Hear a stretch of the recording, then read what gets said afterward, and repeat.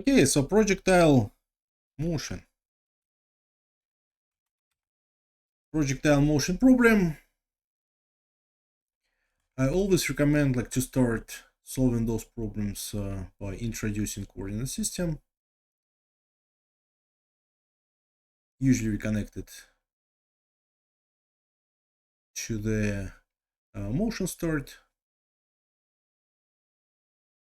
Coordinate system helps us to avoid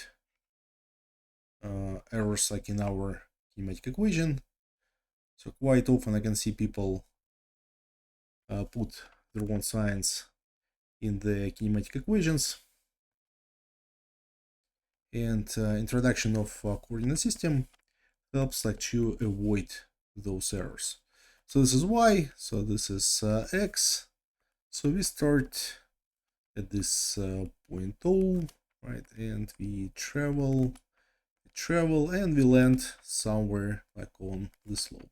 So let's call this point A, let's say.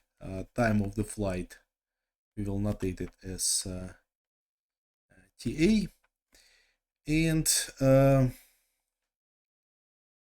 then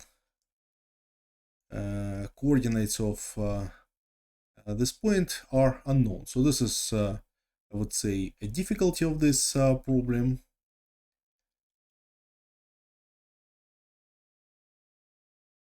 Because we need to introduce one more geometrical equation. If we write all our kinematic equations, if we write down all our physics, unfortunately this is not going to work, because number of the unknowns is going to be greater than the number of equations. Okay, so that is why we need additional equation. So we need additional equations. Let's see. Take this here. And it's going to be geometrical, or we can also call it trigonometrical equation, because it connects this distance here. So let's notate this distance from here to here as y1, and this distance here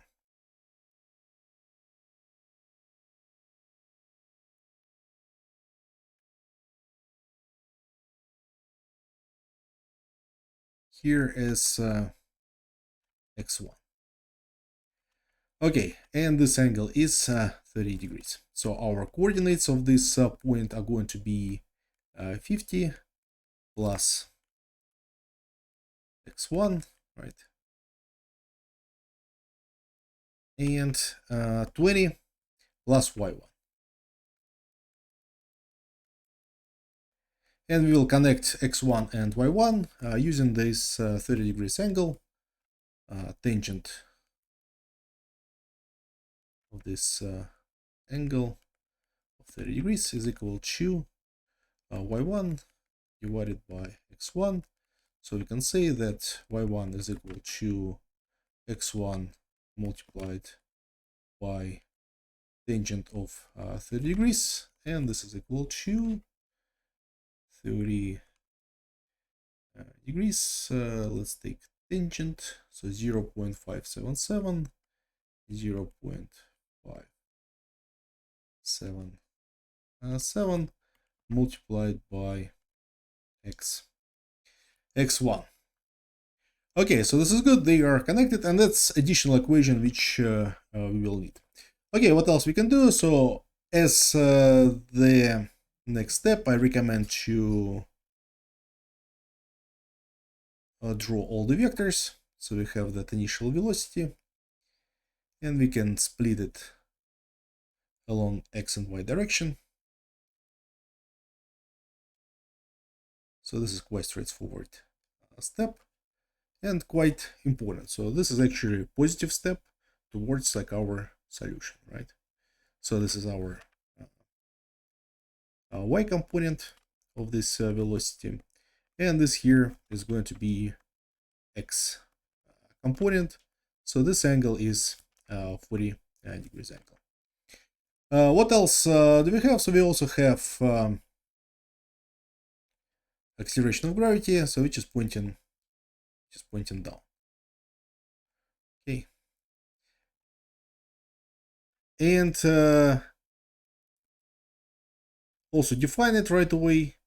Acceleration gravity in this case is 32.2 feet per second squared. So be careful with this. This is also quite common error. So people put 9.81 instead of 32.2, and that's quite difficult to track because your brain treats 9.81 like as a correct number. So that is why it takes some time to realize like that actually this is wrong. So number is correct, but in the wrong units.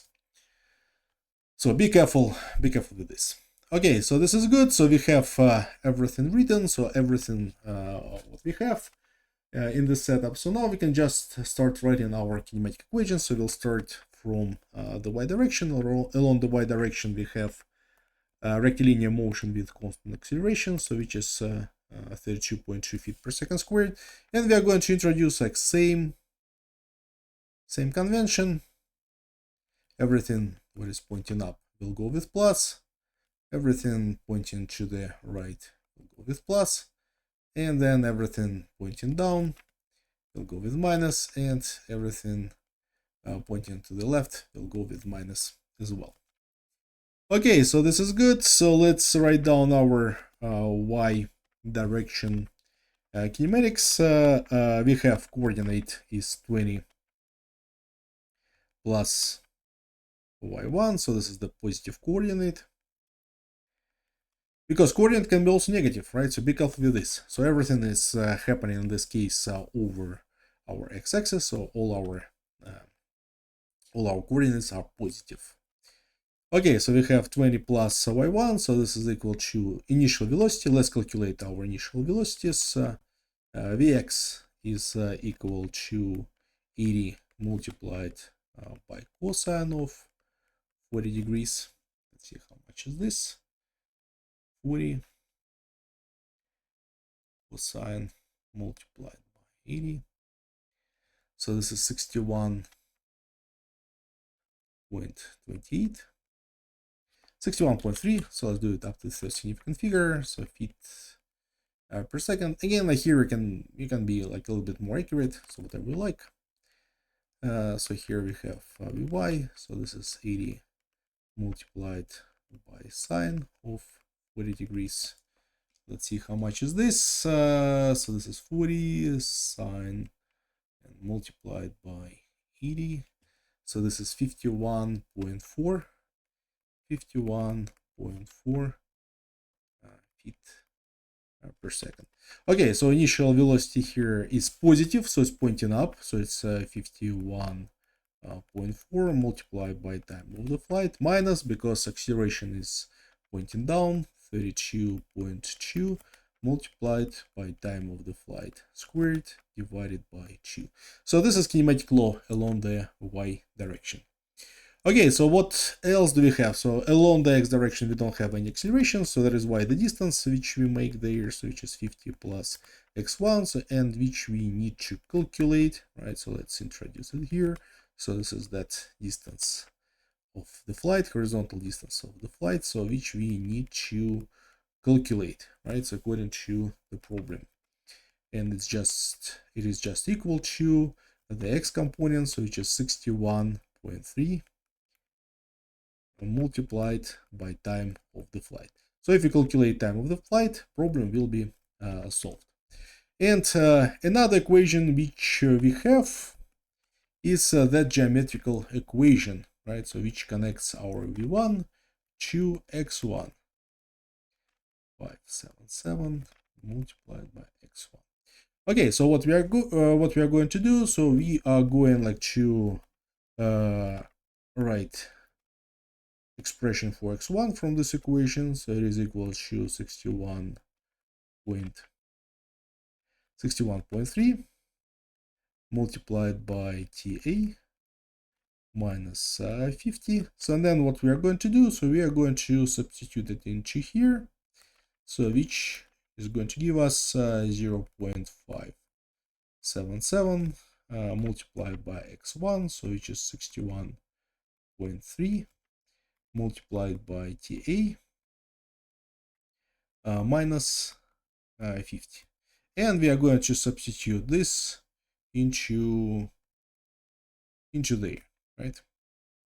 So we are going to substitute this into like that equation right there, kinematic law for the y direction. Okay, so we have 20 plus y1, so our y1 is this, is 0.577 multiplied by 61.3 multiplied by TA minus 50, right? And this is equal to 51.4 multiplied by TA minus 16.1 TA squared. Okay, so let's open the brackets. Okay, so this is 20 plus 0.577 multiplied by 61.3, right?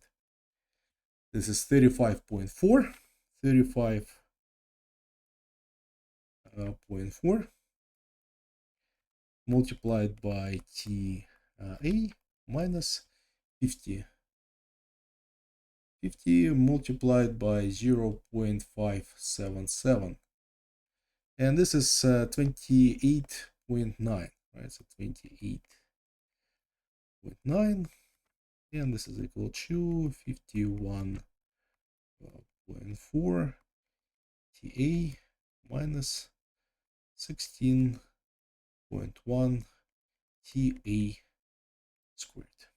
Okay, so let's transfer everything. Let's transfer everything to the left. So we have 16.1 TA squared, right? So then we have 35.4, so minus 51.4.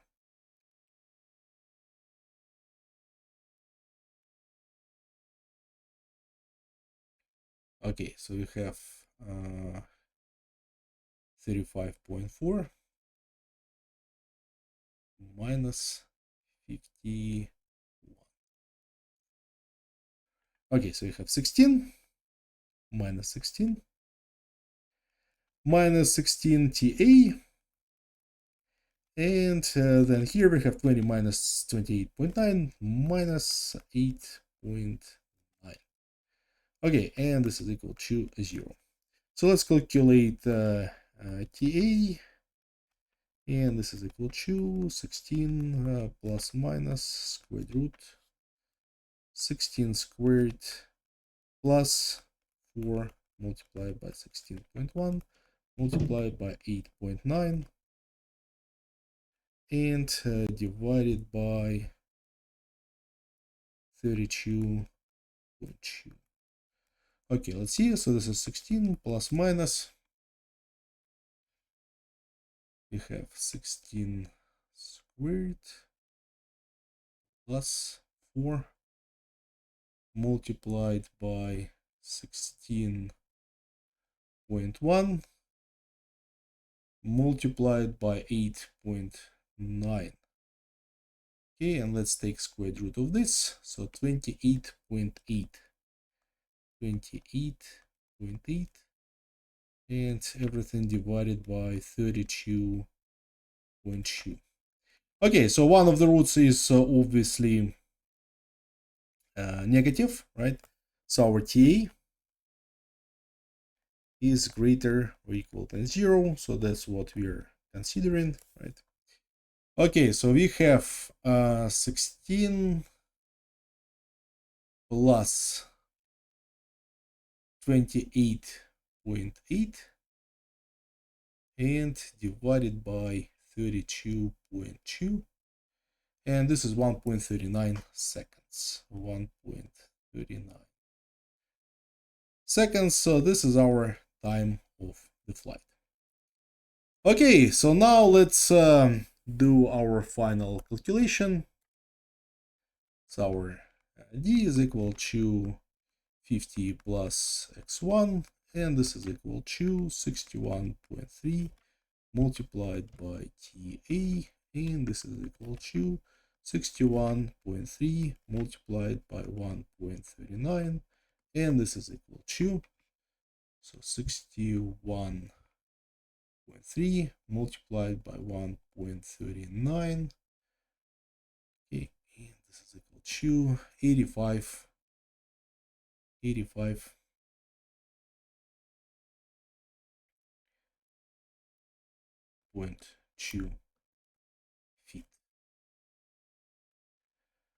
Okay, that's it. As you can see, it's quite tricky problem, but once you understand the connection between those two distances, horizontal and vertical on the slope, so that connection through the angle, so then it actually not different like from all those standard projectile motion problems.